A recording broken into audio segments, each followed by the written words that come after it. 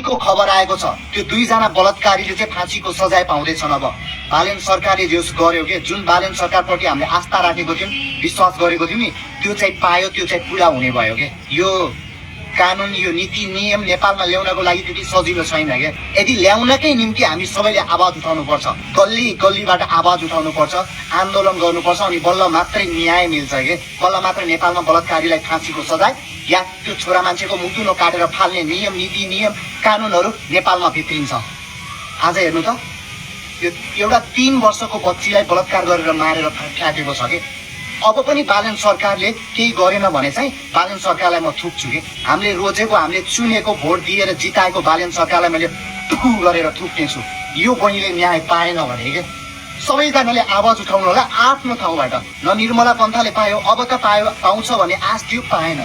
जसरी भए पनि सबैजनाले आवाज उठाउनु होला यो कुरामा, यो विषयमा। जस्टिस फर गरिमा बहिनी, न्याय पाउनै पर्छ। हामीलाई चिल्लो सडक चाहिएन बालेन सरकार।